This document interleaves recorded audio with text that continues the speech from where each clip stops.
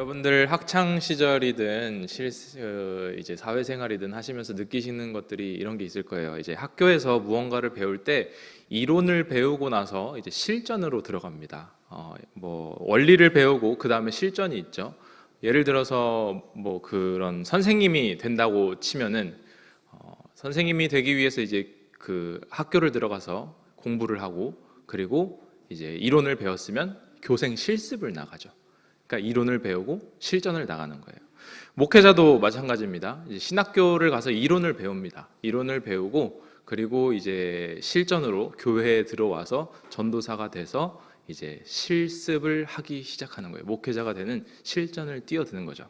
그리고 뭐 간호사, 의사 뭐 대부분의 것들이 이제 실습 생활이 있죠.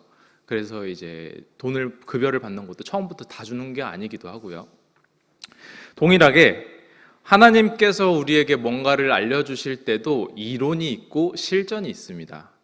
흔히 우리가 말씀을 묵상한다거나 성경을 읽는다거나 혹은 뭐 기도를 하고 오늘처럼 설교를 듣는 것 자체는 사실 실습은 아니죠. 실전은 아니에요. 이건 따지고 보면 이론입니다. 그리고 이 이론을 잘 배우고 하나님께서 여러분에게 이걸 가지고 세상에 나아가 잘 살아내라 라고 하는 실전의 자리를 내어주실 때가 있다라는 거예요. 우리가 이론을 실컷 배워도 막상 실전을 경험하려고 하면 머리가 하얘질 때가 있죠. 이게 진짜가 맞는가? 근데 저도 이제 성경을 공부하고 말씀을 전하는 사람이 되어 가면서 그 설교나 이런 말씀 묵상을 혼자 이제 하잖아요. 그러면은 이 말씀을 보면서 혼자 묵상하고 하나님의 말씀이 이런 것이구나라고 깨닫고 은혜 받는 건 쉽습니다. 근데 이거를 실제로 살아내려고 하면 머리가 하얘질 때가 아주 많다라는 거예요. 이게 머리가 하얘질 때가 있다라는 거죠. 이게 이렇게 되는 게 맞는가? 이 실전이 이렇게까지 힘들었던 건가? 예를 들어서 이제 설교를 듣는 거죠. 여러분, 하나님께서 우리를 사랑하십니다. 우리를 사랑하시는 그 사랑을 경험해서 우리가 넘치게 사랑을 받아서 우리가 남을 사랑하게 됩니다 라고 얘기를 하면은 이제 하나님이 나를 사랑하시는구나, 그 사랑이 나에게 너무나 크구나 라고 생각은 하지만 막상 나가서 여러분들의 세상 가운데서 가족, 형제, 친척, 그 다음에 친구, 동료, 직장 상사 사랑하려고 딱 자리에 서면 내 마음에 사랑이 없구나, 실전이 이렇게 힘든 거구나 라고 생각할 때가 있다는 거죠. 여러분, 하나님을 신뢰하십시오. 세상의 것들을 붙잡지 말고 하나님만 신뢰해야 됩니다 라고 말씀을 들었어요. 그렇구나, 내가 하나님만 신뢰하면서 따라가야 되는구나 라고 이론을 배웠어요. 이론을 배우고 실전으로 딱 들어가려고 정말 아무것도 없는 가운데로 딱 떨어지면 이게 이렇게까지 될 일인가? 라는 생각이 들 때가 있다는 거죠. 마찬가지로 창세기 15장에서 이제 아브라함이 그 하나님께서 약속을 하시죠. 지난주 말씀이 약속이었죠. 그래서 하늘에 수많은 별을 셀 수가 있느냐? 못 셉니다. 그치, 내가 하겠다. 내가 세겠다. 내가 너에게 수많은 자손들을 이같이 너에게 주어주겠다 라고 약속을 하시고 동물을 쪼개 놓으시고 그게 같이 걸어야 되는데 하나님께서 홀로 걸으셨다 했죠. 홀로 걸으시고 아브라함아, 너는 여길 지나가면 안 된다. 네가 못 지켜도, 이 약속을 못 지켜도 내가 찢어지겠다 라고 일방적인 불의한 약속을 하셨어요. 그리고 그 약속은 2000년 전에 하나님의 아들 예수님께서 우리에게 하신 약속과 동일하죠. 그리고 왜 예수님께서 온몸이 찢어져서 죽으셨는가? 우리에게 네가 이 언약을 못 지켜도 내가 찢어지겠다 하는 이 약속이 거기서 성취됐구나 라는 것을 깨닫게 함이라는 거예요. 이제 이론으로는 좋죠. 약속, 그렇구나, 예수님께서 나를 위해 죽으셨구나, 나를 위해 이렇게 희생하셨구나. 그리고 나서 그 실전의 자리로 들어갔을 때 아브라함이 얼마나 무너지는가에 대해서 오늘 한번 나눠보려고 합니다. 먼저 1절, 오늘 본문 말씀 1절을 다시 한번 합독하시겠습니다. 시작. 아브라함의 아내 사레는 출산하지 못하였고 그에게 한 여종이 있으니 애굽 사람이요 이름은 하갈이라. 오늘 창세기 16장은 아브라함과 아내 사레가 갖고 있는 고질적인 결핍으로부터 시작을 해요. 그게 뭐냐면 아이를 못 낳는다는 거죠.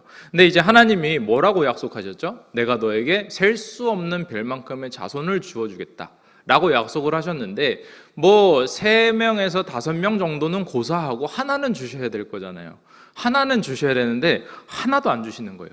아브라함과 사레의 주변에 사람이 아주 많이 있었겠죠. 그 주변의 사람들은 롯도 자식이 있었고 주변의 사람들 모두 다 자식이 있었어요. 근데 아브라함과 사레 그들에게만 자식이 없는 거예요.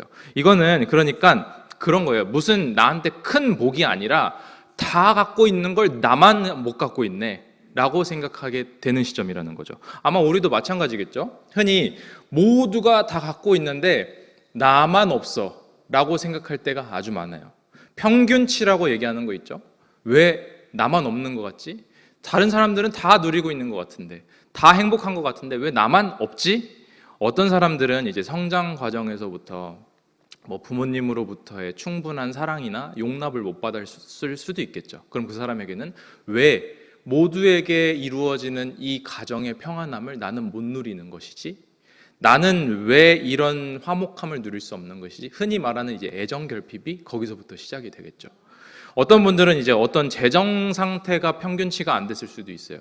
왜 다른 사람들은 잘 먹고 잘 사는 것 같은데 나는 이렇게, 우리 집은 왜 이렇게 재정적으로 힘든 거지? 왜 난 이것도 못 먹고 이것도 못 누리고 못 가지는 거지? 라고 생각하실 수 있죠.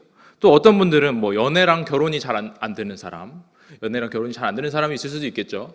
왜 다른 사람 다 연애하는 것 같은데 나만 왜 연애를 못하는 것 같지? 세상 사람들은 뭐 클럽 다니면서 술 마시면서 만날 사람 다 만나고 다니는 것 같은데 왜 주의 일에 헌신하고 있겠다는데 그럼에도 불구하고 나는 안 생기지?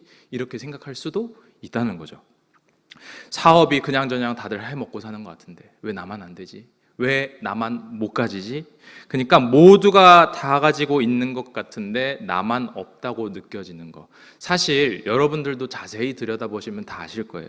사실 이 평균치라는 것이 허구의 기준입니다. 기준치는 내가 만든 거예요. 내가 남들과 비교해서 만들어낸 거라는 거죠. 가까이서 보잖아요. 그러면은 그 모든 종목과 종류가 달라서 그렇지 모두가 다 구멍나고 부러져 있고 무너져 있는 인간이에요. 근데 우리는 존재하지 않는 그 일반성, 평균치라고 하는 그 기준 속에서 나만 못 가진 것 같아, 나만 없는 것 같아, 이런 것 때문에 힘들어 하더라는 거죠. 제가 이제 이 자리에 계신 여러분들 대부분들과 비교했을 때는 그렇게 긴 세월을 살진 못했지만 어쩌다 보니까 이제 필리핀에서 학창 시절을 보내고 이곳저곳 교회도 다녀보고 그리고 나서 신학교 들어가서도 여러 목사님들, 전도사님들을 많이, 이 다양한 사람들을 좀 많이 만나다 보니까 가지각색의 사람들을 만나면서 알게 된 게 딱 하나 있어요. 모든 사람은 친해지기 전까지만 정상이에요. 막상 친해지고 나면 다 구멍이 있어요. 다 어딘가 모자라요. 고질적인 결핍이 있다는 거죠. 그러니까 아브라함과 사레뿐만이 아니라 저와 여러분들도 다 구멍이 있더라는 거예요. 특히 한국인들이 나 혼자 만족이 안 되죠. 꼭 남에게 빗대어서 내 삶을 들여다봐요. 남에게 빗댈 것이라면 절대적인 기준이신 하나님을 빗대어서 봐야지. 왜 주변 사람들과 비교하고 있냔 말이에요. 요즘 다들 결혼 시기가 좀 많이 늦어지잖아요. 그러다 보니까 이제 그런 말을 잘 쓰지는 않는데 원래 이런 말이 있었죠. 결혼 정령기라는 말을 참 많이 썼죠. 요즘에는 잘 안 쓰는데 이 결혼을 하기에 알맞다고 여겨지는 시기를 이제 정령기라고 얘기를 하죠. 지난주 금요일에 말씀 들으셨으니까 여러분들 기억나시나요? 말씀 들었을 때 이제 성경은 독신에 대해서 되게 숭고한 가치를 여기고 있다는 걸 여러분 딱 느낄 수 있죠. 독신에 대해서. 근데 그러면은 그냥 무조건 독신이 좋다, 독신으로 살아라, 독신으로 나아가야 된다라고 얘기하는 게 아니죠. 성경이 말하는 건 사랑하라는 거예요. 사랑하라. 하나님을 사랑하고 이웃을 사랑하는 가운데 중요한 것은 결혼 자체가 아니고 우리가 살아가면서 사랑하는 것이 가장 중요하다. 하나님의 사랑을 나타내면서 살아가다가 책임지고 싶어지면 그때 결혼을 하게 되는 거죠. 무슨 말이냐면 사람마다 삶의 모양이 다 다르다는 거예요. 다 각자가 기준이 달라요. 그러니까 사람들의 가치 기준, 평균치의 삶 때문에 내가 힘들어요. 여러분들 세상의 기준을 따라가지 마시고 절대적 기준, 하나님의 말씀을 향해 나아가시는 모두가 되시길 주의 이름으로 축원합니다. 오늘 본문 말씀 2절 같이 읽겠습니다. 시작. 사레가 아브라함에게 이르되 여호와께서 내 출산을 허락하지 아니하셨으니 원하건대 내 여종에게 들어가라. 내가 혹 그로 말미암아 자녀를 얻을까 하노라 하매 아브라함이 사라의 말을 들으니라. 당시에 이 고대 사회에 있어서 여자가 아이를 낳지 못하면 대리모를 집어넣어서 이제 아이를 낳게 해주는 그런 풍습이 있었던 거죠. 그건 우리나라에도 있었죠. 씨바지라고 얘기를 표현을 했었죠. 근데 이 여자 주인이 자신의 여종을 이제 자기의 남편에게 들여보내서 그래서 아이를 임신하게 하고 아이를 낳게 되면 그 아이를 다시 나에게 입양시키는, 존속시키는 그런 개념인 거죠. 지금으로서는 사실 윤리적으로, 도덕적으로도 그렇고 이건 진짜 말도 안 되는 범죄죠. 그 한 여종의 인격을 무시하는 행위잖아요. 근데 그런 면에서 이런 인간적인 방법, 이런 풍습, 그때 풍습 자체를 하나님께서 악하다라고 여기셨다라는 말은 성경에서 표현하고 있지는 않아요. 근데 여기서 한번 고민해 봐야 될 부분, 그것은 뭐냐면 아브라함도 사레도 하갈도 누구도 이 부분에 대해서 하나님께 질문한 적이 없어요. 하나님, 이렇게 해도 됩니까? 하나님, 이렇게 하는 것이 옳습니까? 누구도 하나님께 기도하지 않았다는 거예요. 그냥 하나님이 분명히 약속을 하셨는데 그 약속을 기다리다가 지쳐버려서 자기만의 인간적인 방법을 만들어내더라는 거죠.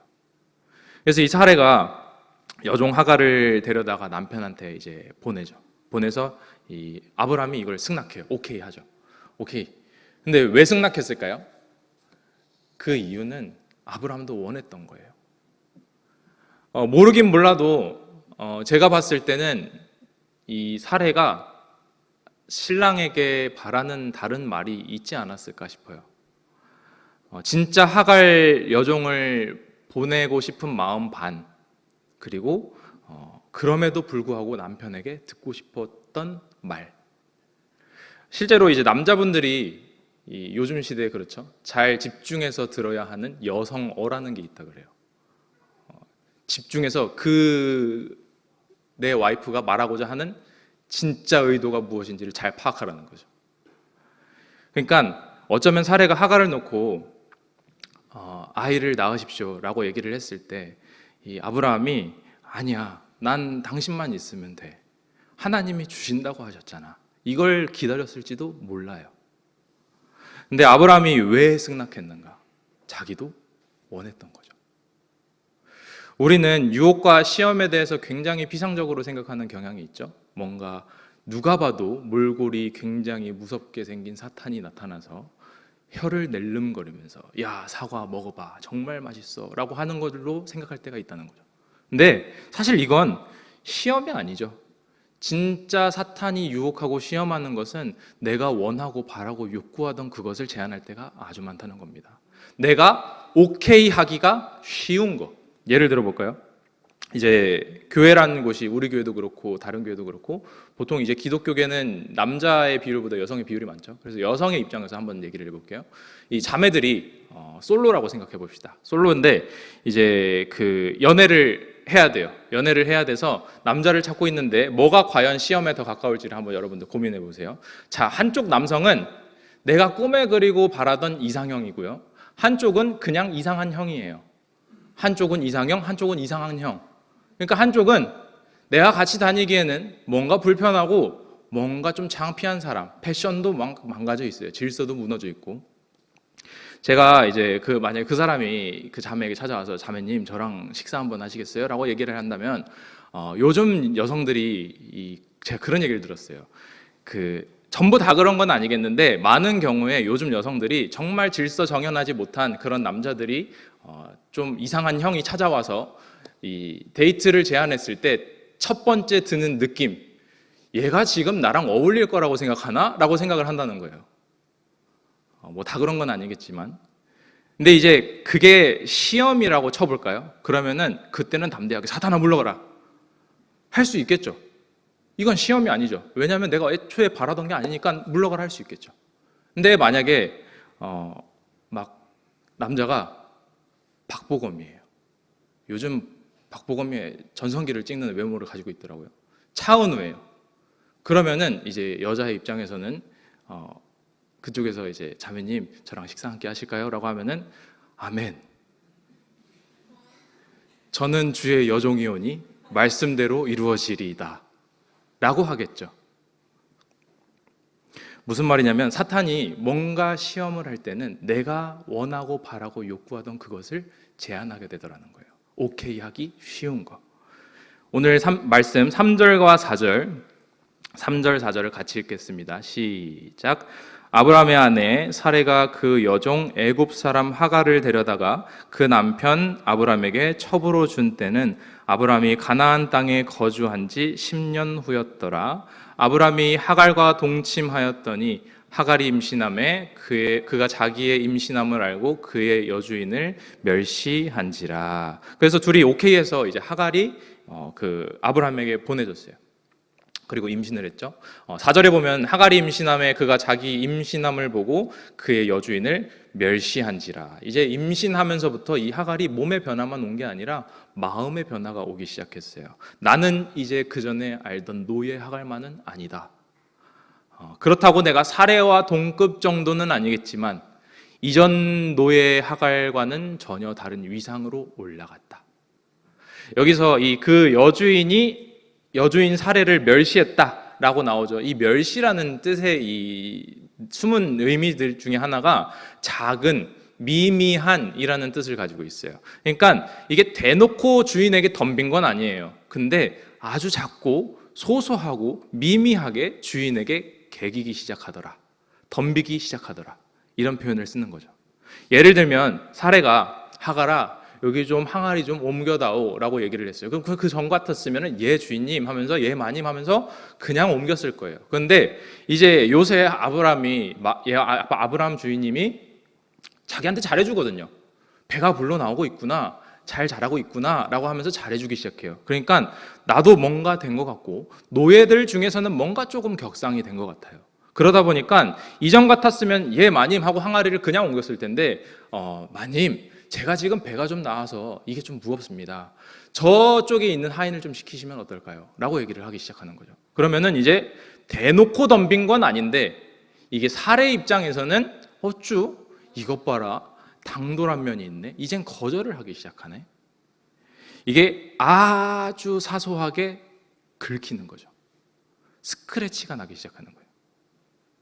이런 일들이 서로 계속해서 누적되겠죠. 하갈의 입장에서는 아니 내가 배가 불러오고 있는데 우리 주인님이 내 입장을 생각을 안 해주시네. 근데 사례 입장에서는 아니 내가 얘를 배려해서 선택해서 아브라함에게 들어가게 했더니 이제는 배은망덕하고 있네. 그러니까 아주 작은 스크래치가 그 마음에 생기기 시작합니다. 작은 비수가 마음에 꽂히기 시작해요. 인간관계의 재앙은 모두 작은 비수에서부터 시작합니다. 인간관계에 있어서 우리가 한 폭탄으로 시작되는 재앙은 없어요. 작은 비수로부터 시작이 돼요. 잘 기억하셔야 될 것은 내 자존심과 가슴에 비수가 날아와 꽂히면 이걸 빼서 치료하면 될 일이지 다시 더 큰 칼을 가지고 와서 그 상대에게 겨눴을 때 해결될 일이 아니더라는 거예요. 우리는 근데 더 큰 칼을 가지고 더 깊은 상처를 주고 싶은 사탄의 유혹에 시달리게 됩니다. 자존심이 상한 사례가 어떻게 했는가? 5절과 6절 보시겠습니다. 5절 6절 같이 읽겠습니다. 시작. 사례가 아브라함에게 이르되 내가 받는 모욕은 당신이 받아야 옳도다. 내가 나의 여종을 당신의 품에 두었거늘 그가 자기의 임신함을 알고 나를 멸시하니 당신과 나 사이에 여호와께서 판단하시기를 원하노라. 아브라함이 사례에게 이르되 당신의 여종은 당신의 수중에 있으니 당신의 눈에 좋을 대로 그에게 행하라 하매 사례가 하갈을 학대하였더니 하갈이 사례 앞에서 도망하였더라. 아마 이거 연인끼리 부부끼리 혹은 여러분들의 인간관계 가운데에서 굉장히 많은 경우가 있을 거예요. 내가 작게 긁혔는데 이게 막 작은 상처에도 막 쏘아대고 공격하고 반격하고 더 큰 상처를 내기 시작하는 거죠. 그 상대가 이제 이런 얘기를 하겠죠. 아니 이게 뭐라고 이렇게까지를 해? 라고 얘기하면 이제 이렇게 반응해요. 너 때문에 내가 이렇게 시작된 거야 라고 얘기를 해요. 너가 안 그랬으면 나도 안 그랬어. 네가 나를 이렇게 만들어서 내가 이렇게 된 거야. 여러분들 기억하셔야 됩니다. 너 때문에를 빼야 됩니다. 그냥 내가 그러는 거예요. 그냥 내가 악인이에요. 그냥 내가 죄인이에요. 그리고 이 종의 멸시가 만약에 실제가 맞다고 한들 이 출발을 누가 했죠? 사레가 했죠. 사레가 하갈을 들여보냈어요. 그리고 그 대리모를 학대해서 도망가게 만든 사레의 죄가 잔뜩 나오는 내용이 이 오늘 본문입니다. 무언가를 선택할 때 작용이 있으면 부작용이 있다는 것을 여러분들 꼭 기억하셔야 돼요. 작용, 반작용 아시죠?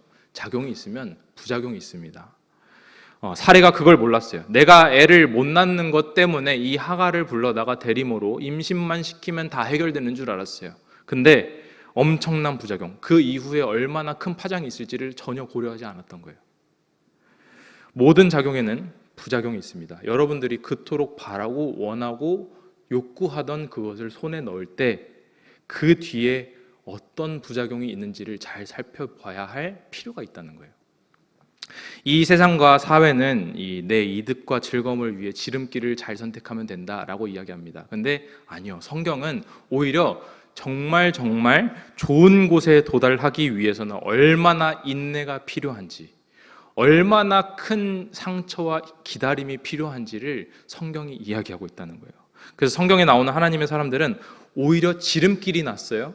내가 원하는 게 갑자기 손에 쥐어졌어요. 그러면 두려워해요. 무서워해요.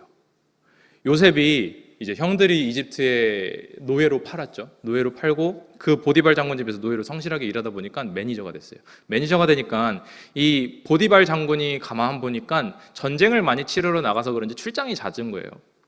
와중에 이 장군의 아내가 요셉을 유혹하죠. 유혹을 할 때 요셉이 이걸 거절했어요. 우리는 이걸 되게 심플하게 생각하죠. 근데 그렇지 않아요. 사실 이 고대 사회의 남자가 피지컬이 좋으면 육체적으로 탄탄하고 운동을 잘하면 그럼 장군이 됩니다. 그러면은 이 장군의 아내라고 하는 여성이라고 한다면 당연히 육감적이고 굉장히 그 관능적인 여성일 확률이 높다라는 거예요. 외모적으로도 아름다운 여성일 뿐인데, 근데 이 마님이 요셉을 꼬실 때 이런 제한이 포함되어 있겠죠. 네가 나와 관계하면 네가 장군까지는 아닐지라도 그만큼의 위치까지 격상할 수도 있어. 내가 너를 아끼면 지금 너의 위치와는 다를 수 있어. 이게 포함이 되어 있는 제안이었던 거예요. 정확하게 하갈이 동일하게 받은 유혹이죠. 아브라함과 관계하면, 임신하면 너는 그 전에 노예 하갈만은 아닐 거야. 성욕에 대해서도 그렇지만 이득과 욕망에 대해서 얼마나 원하던 거였겠어요. 근데 이 모든 것들을 뿌리치고 도망가죠. 내 주인께서 이 집의 모든 것들을 허락하셨는데 금한 것은 당신뿐이니 내가 어찌 이 큰 악을 행하여 하나님 앞에 득죄하겠습니까? 내가 이 득죄함으로 인해서 주인 앞에서도 그렇고 하나님 앞에서도 그렇고 두렵습니다. 성경은 이걸 경외라고 표현합니다. 다윗은 사울 왕이 죽이겠다고 쫓아왔죠. 그때 이제 막 도망을 가요. 도망을 가다가 나중에는 자기 부하들이랑 함께 광야의 굴에 숨었습니다. 이 굴에 숨어 있는 동안 이제 사울이 어느 날 다윗을 추격하다가 화장실이 급했어요. 볼일을 보려고 이 굴에 들어갔는데 그 굴에 마침 다윗과 이 동료, 이 부하들이 같이 있었던 거예요. 그때 이제 다윗과 부하들이 얘기를 합니다. 사무엘상 말씀 24장 4절에서 6절까지 같이 합독하시겠습니다. 시작. 다윗의 사람들이 이르되 보소서 여호와께서 당신에게 이르시기를 내가 원수를 내 손에 넘기리니 내 생각에 좋은 대로 그에게 행하라 하시더니 이것이 그날이니이다 하니 다윗이 일어나서 사울의 겉옷자락을 가만히 베니라. 그리한 후에 사울의 옷자락 뱀으로 말미암아 다윗의 마음이 찔려 자기 사람들에게 이르되 내가 손을 들어 여호와의 기름 부음을 받은 내 주를 치는 것은 여호와께서 금하시는 것이니 그는 여호와의 기름 부음을 받은 자가 됨이니라 하고. 주변 부하들이 얘기했어요. 이건 하나님의 뜻입니다. 이게 하나님이 주신 기회입니다 라고 얘기를 하는데 그때 다윗이 가서 옷자락만 베죠. 옷자락만 베고도 두려워해요. 내가 지금 잘한 게 맞나? 하나님이 바라시는 방향이 이게 맞나? 하나님이 원하시는 게 아니었다면 어떡하지? 내가 지금 잘못된 선택을 해서 나중에 부작용이 오면 어떡하지? 굉장히 두려워하고 있는 거예요. 다윗은 하나님 앞에서는 굉장한 겁쟁이로 살고 있었어요. 이게 필요합니다. 우리가 두려워하는 건 뭐죠? 우리는 내 손에 내가 원하는 것이 쥐어지지 않을까 봐 두려워해요. 내가 원하는 것, 내가 원하는 명예, 돈, 쾌락, 이게 안 주어지면 불안해하죠. 근데 하나님의 사람들은 하나님이 원하지 않으셔서 나중에 부작용이 생길까 두려워해요. 하나님이 원하시는 길이 아닐까 봐 두려워해요. 나는 여기서 도망가고 싶은데, 계속 여기서 치대고 싶은데 하나님이 원하시지 않은 것이라서 나중에 더 큰 부작용이 올까 봐 두려워하더라는 거예요. 하나님, 나는 조금 더 기다릴 수 있습니다. 하나님, 나는 조금 더 인내할 수 있습니다. 그러나 나는 하나님이 주시는 가장 좋은 것을 얻기 원합니다. 세상 것들을 잡지 못해서 불안해하지 마시고 하나님이 원하지 않으시는 것 때문에 거기서 멀어질까 두려워하신 하나님 앞에 겁쟁이로 사시는 모두가 되시길 주의 이름으로 축원합니다. 6절은 이렇게 끝나죠. 하갈이 사례 앞에서 도망하였더라. 하갈이라는 이름 자체가 도망이라는 뜻입니다. 도망자. 이제 그 본명일 수도 있고요. 어쩌면 이 성경의 교훈적인 메시지를 담다 보니, 편집하다 보니 붙여진 이름일 수도 있어요. 근데 어쨌건 하갈이라는 이름 자체는 도망자, 도망이라는 뜻을 가지고 있습니다. 근데 이 사건을 통해서 알 수 있는 게 있죠. 여러분, 하갈만 도망자인가요? 그렇지 않죠. 아브라함도 도망자고 사레도 도망자고 하갈도 도망자입니다. 첫 번째, 사레는 하갈, 도망자예요. 왜? 애를 낳지 못한다라는 현실에서 도망치고 싶어서 자기만의 인간적인 방법을 구하내냅니다. 그 애를 낳는 도구가 나를 멸시한다고 느끼는 것 같으니까 그거에 못 이겨서 학대하고 도망치게 만들었어요. 그래서 사례는 자기 결핍으로부터 도망치고 싶었던 하갈, 도망자입니다. 두 번째, 아브라함도 도망자예요. 처음부터 거절했었어야죠. 자기가 모든 것을 승낙했으면 그럼 두 여인이 충돌할 때 중재했었어야죠. 6절에 보시면은 아브라함이 사라에게 이르되 당신의 여종은 당신의 수중에 있으니 당신의 눈에 좋을 대로 그에게 행하라. 이게 너무 비겁하죠. 난 모르겠다. 네가 알아서 해라. 지금 아브라함은 책임지지 않고 하갈, 도망치고 있는 거예요. 그리고 세 번째, 하갈은 말 그대로 도망자죠. 처음에는 노예 신분에서 벗어나고 싶었어요. 뭐라도 된 줄 알았어요. 근데 조금 높아진 줄로 생각하다가 그 마님을 멸시하다 학대받으니까 도망갑니다. 하갈, 도망자입니다. 근데 이 셋만 도망자인가요? 사실 여기 있는 모두는 도망자입니다. 아마 어떤 분은 회사로부터 도망치고 싶겠죠. 만나는 사람이, 만나는 고객이 나를 너무 힘들게 해. 얼마 전에 이 유미가 SNS에 올렸어요. 어젠가 그제였던 것 같아요. SNS에 사진을 하나 올렸는데 뭐였냐면 이제 자기 테이블, 이제 회사 테이블이 있죠. 테이블에 자판 앞에 고릴라 인형이 하나 있는 거예요. 인형이 있는데 그게 용도가 뭔가 봤더니 그런 거 있죠. 인형이 고무로 만들어서 누르면은 다시 나오는 거. 그래서 유미가 화가 나면 열받을 때마다 이 책상을 팡팡 치면 이제 샷건 친다고 그러거든요. 화가 날 때 책상을 칠 수 없으니까 이 인형을 때려버리는 거예요. 그 용도로 인형을 놨어요. 화나는 일이 많았나 봐요, 회사에서. 그래서 짜증날 때마다 해가지고 이 고릴라가 뭉개져 있는 사진을 올렸더라고요. 도망치고 싶겠죠. 열받으면 회사에서 사람 만날 때. 여러분, 어떤 분은 카드값으로부터 도망가고 싶겠죠. 재정적인 어려움. 또 어떤 분들은 사랑해서 연애하고 결혼했지만 이 결혼 생활이 너무너무 힘들어서 도망치고 싶은 분도 있을 수 있습니다. 또 애를 낳아서 애를 키우는데 이 육아가 너무 힘들어서 육아로부터 도망치고 싶을 수도 있고요. 또 어떤 분은 은혜 받아서 교회에서 헌신하겠다고 나섰는데 막상 하고 있다 보니까 이 헌신으로부터 도망치고 싶을 때가 있을 수 있어요. 근데 그거 아시죠? 사실 예수님도 이 하갈과 같은 본능이 있으셨어요. 하나님께 기도하죠. 주여, 이 잔을 내게서 멀리하여 주옵소서. 그러나 나도 도망치고 싶습니다. 왜 저들은 약속을 지키지 않는데 왜 내가 찢어져야 됩니까? 나도 도망치고 싶습니다. 그러나 나의 뜻대로 하지 마시고 아버지의 뜻대로 하옵소서. 우리는 도망갔지만 예수님께서는 그 약속을 신실히 지키셔서 우리가 지금 놀라운 축복과 은혜가 부어진 겁니다. 우리에게 소망이 있는 것은 우리가 남다른 무언가가 있기 때문이 아니라 예수님께서 그 약속을 신실히 지키셨기 때문인 거예요. 도망치지 않으셨기 때문이에요. 아브라함이 이제 이전에는 전쟁에서 위대한 승리를 거뒀죠. 그러면서 이제 전리품도 나 다 필요 없다. 하나님이 나에게 이루신 것이다 라고 고백하는 그런 위대한 승리를 거뒀었는데, 오늘은 좀 추악하죠. 도망자 아브라함이에요. 근데 그때는 멋졌고 그때는 승리했는데 지금은 좀 추악하게 되는 그런 모습들이 사실 우리 주변에도 참 많습니다. 그때는 너무너무 멋진 그리스도인이었는데, 근데 지금은 왜 이렇게 변했을까? 그때는 그렇게 잘했는데 지금은 왜 저렇게밖에 할 수 없을까? 어떻게 하다가 그렇게 됐을까?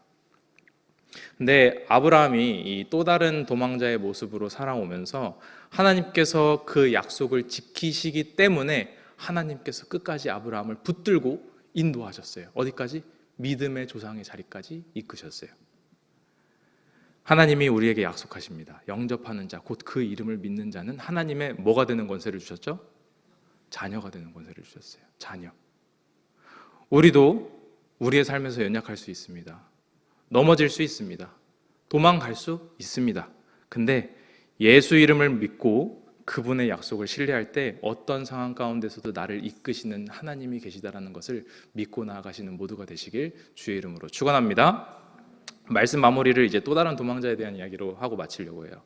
베드로에 대한 이야기입니다. 베드로는 예수님이 신문 받으실 때 그때 3번이나 부인했죠. 본인이 죽을까봐 무서워서 도망가는 거죠. 나 몰라요. 나 예수가 누군지 몰라요. 라고 하고 도망갔죠. 예수님께서 십자가에 죽으실 때도 그 자리에 베드로는 없었습니다. 자기도 죽을까봐 무서워서 도망갔죠. 그 다음에 예수님이 부활하셨죠. 아마 배신자라는 스스로의 모멸감 때문에 수치스러웠을 거예요. 막상 예수님을 맞이했는데 내가 먼저 잘못했다고 말이 안 나와요. 내가 용서받을 사람이라고 입이 떨어지질 않아요. 이게 도망치는 거죠. 흔히 우리가 그렇죠. 우리가 뭔가를 많은 순간에 내가 잘못했습니다. 내 잘못입니다. 로부터 하갈, 도망가죠. 그래서 어쩌면 그냥 이 애매하고 석연찮은 관계를 유지할지언정 용서를 하거나 용납해주는 그런 일이 흔치 않다라는 거예요. 베드로도 똑같이 도망갔어요. 근데 예수님이 어떻게 하셨죠? 예수님이 끝까지 추격하십니다. 끝까지 쫓아가세요. 네가 날 사랑하느냐? 괜찮다. 내가 분명히 얘기했지 않느냐? 세상 끝날까지 내가 너와 함께 하겠다. 그 도망자를 사랑하시고 회복시키시고 함께 해주십니다. 그래서 이후에 베드로는 위대한 사도로 많은 사역을 행하죠. 그리고 성경에 이제 사도행전에는 나와 있지 않은데 여러분은 피에트로와 예수님이라는 이야기 들어보신 적 있으실 거예요. 이 베드로가 나중에 로마에 가서 사역을 했죠. 이거는 지금 우리나라로 따지자면은 일제 강점 시대에 조선인이 일본에 가서 교회를 세웠다라는 뜻이에요. 베드로가 로마에 가서 사역을 했다. 근데 이렇게 열심히 사역을 하다 보니까 복음이 전해지고 교회가 세워지기 시작했어요. 그러다 보니까 이 로마에서 이 기독교를 탄압하기 시작합니다. 이때 당시에 네로 황제가 불을 질렀는데 이 네로 황제는 불을 질러놓고 하프를 켜고 시를 썼다 그래요. 미치광이죠. 근데 불을 질렀는데 이 불이 걷잡을 수 없이 퍼지니까 그리스도인들이 그런 것이다 라고 누명을 씌워버려요. 누명을 씌우니까 로마 사람들이 화가 나죠. 아니 그리스도인들이 뭔데 하면서 그리스도인들이 보이는 대로 때리고 구타하고 죽여버렸어요. 대학살이 이루어졌죠. 그러다 보니까 이 베드로가 더 이상 로마에서는 사역을 못하겠다. 더 이상 여기서는 힘들겠다 해서 로마를 떠나기 시작합니다. 그 와중에 로마를 등지고 불타는 로마를 등지고 걸어 나오는데 저쪽 반대편에서 이 내가 도망 나온 로마로 향해 걸어오는 한 분이 계신 거예요. 누군가 봤더니 예수님인 거예요. 그래서 이 예수님을 보고 베드로가 깜짝 놀라서 그 자리에서 엎드려집니다. 그리고 말하죠. 쿼바디스 도미네, 나의 주여 어디로 가시나이까? 예수님께서 말씀하시죠. 네가 도망친 로마에 내가 십자가 지러 간다. 네가 3번 도망쳤을 때 내가 내 가슴을 찢어서 십자가를 세우고 너를 구원했다. 내가 약속을 지켰다. 나는 언제나 네가 도망가면 그곳에 내가 십자가를 세우고 또 나를 찢을 거란다. 베드로가 이제 그 자리에서 엉엉 울었다 그래요. 그리고 그 자리에서 일어나서 다시 로마를 향해서 걸어가서 열심히 복음 전거하다가 순교했다라는 이야기가 전해집니다. 우리는 인생에 도망치고 싶은 일들이 참 많이 생기죠. 다른 어떤 것이 나에게만 없다. 나만 힘들다. 나만 부족하다. 관계에서, 현실에서, 그리고 책임에서 도망치고 싶은 마음이 들 때 여러분들 꼭 기억하십시오. 여러분이 원하시는 그 세상에는 어떠한 해답도 없습니다. 그리고 여러분의 인생의 여정을 잘 한번 돌아보십시오. 예수님의 십자가는 내가 도망친 그 자리에 꼭 세워져 있습니다. 예수의 십자가를 바라보십시오. 내가 도망쳐야 할 유일한 피난처는 하나님의 품입니다. 하나님의 은혜로 살아나고 은혜로 회복되고 은혜로 따라가고 하나님의 품으로 도망하여서 아브라함과 같이 믿음의 조상의 반열까지 올라가게 되는 모두가 되시길 주의 이름으로 축원합니다. 이 시간 기도하실 때 하나님, 오늘 말씀을 통해 내 결핍을 돌아봅니다. 우리도 사례처럼, 하갈처럼, 아브라함처럼 하나님을 믿지 못하고 내 상황만 보고 내 힘으로 해결하려 했던 도망자였습니다. 그러나 주님께서는 십자가의 잔을 넘기고 싶으셨음에도 신실하게 약속을 지키신 나의 주, 나의 하나님이십니다. 내가 다른 곳에서 도망가더라도 주님과의 관계로부터는 아니게 하시고 세상에 어떤 것이 내게 없더라도 내가 주님을 벗어날까 두려워할 줄 아는 거룩한 믿음의 사람 되게 하여 주시옵소서. 주여 한번 부르고 기도하시겠습니다. 주여. 지금은 우리 주 예수 그리스도의 은혜와 하나님 아버지의 놀랍고도 지극하신 사랑과 성령님의 동력사 충만하심이 오늘 말씀을 듣고 하나님 앞에서 언제나 주님이 쓰시고자 할 때 도망가지 않고 기쓰임 받는 하나님의 도구가 되기를 원하는 모든 자들 머리 위에 이제부터 영원토록 주 예수의 평강과 축복이 함께 있을지어다.